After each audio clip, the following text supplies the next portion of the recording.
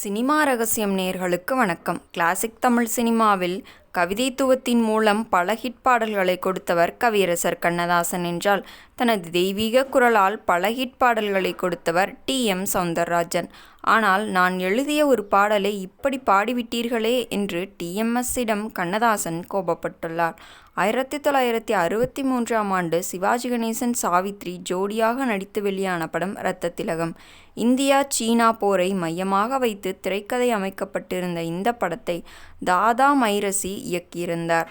கண்ணதாசன் கதையில் வெளியான இந்த படத்தை பஞ்சு அருணாச்சலம் தயாரித்த நிலையில் கே.வி. மகாதேவன் இசையமைத்திருந்தார்.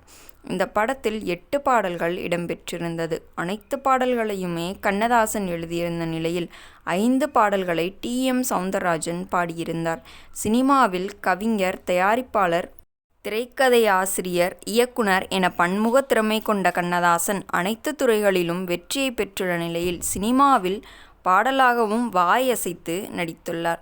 அந்த வகையில் ரத்த திலகம் படத்தில் கல்லூரி ஆண்டு விழாவில் முன்னாள் மாணவர் முத்தையா பாடல் பாடுவார் என்று சொன்னவுடன் கண்ணதாசன் கோட் சூட் போட்டுக்கொண்டு அழகாக பாடலுக்கு வாயசைத்திருப்பார். அந்த பாடல்தான் ஒரு கோப்பையிலே என் குடியிருப்பு என்ற பாடல். இந்த படம் வெளியாகி ரசிகர்கள் மத்தியில் நல்ல வரவேற்பை பெற்ற நிலையில் கண்ணதாசன் தோற்றிய அந்த பாடலும் ஹிட் அடித்தது. பாடல் ஹிட் அடித்தாலும் பாடலை உண்மையாக பாடிய டி.எம்.எஸ். மீது கண்ணதாசன் கோபமடைந்துள்ளார். ரத்த திலகம் படம் வெளியான பிறகு கண்ணதாசன் எந்த அரசியல் மேடைக்கு சென்றாலும் நீங்கள் பாடிய அந்த பாடலை பாடுங்கள் என்று பலரும் கேட்டுள்ளனர். இதை கேட்ட கண்ணதாசன், அந்த பாடலை நான் பாடவில்லை, டி.எம். சௌந்தரராஜன் தான் பாடினார், நான் வாய் மட்டும்தான் அசைத்தேன் என்று கூறியுள்ளார். ஒரு இடமாக இருந்தாலும் பரவாயில்லை, செல்லும் இடமெல்லாம் இதே போல் கேட்க கண்ணதாசனும் சளைக்காமல் விளக்கம் அளித்துள்ளார்.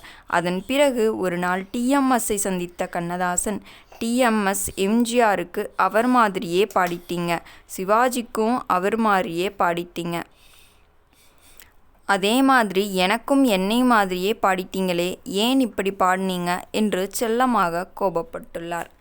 நேயர்களே, இந்த வீடியோ உங்களுக்கு பிடித்திருந்தால் மறக்காமல் வீடியோவிற்கு ஒரு லைக் கொடுத்துவிட்டு நமது சினிமா ரகசியம் சேனலையும் சப்ஸ்கிரைப் செய்து கொள்ளுங்கள். உங்கள் ஆதரவு தான் எங்களின் பெரிய பலம். மேலும் நாளை இது போன்ற சுவாரஸ்யமான சினிமா தகவல்களுடன் உங்களை சந்திக்கிறேன். நன்றி, வணக்கம் நேயர்களே.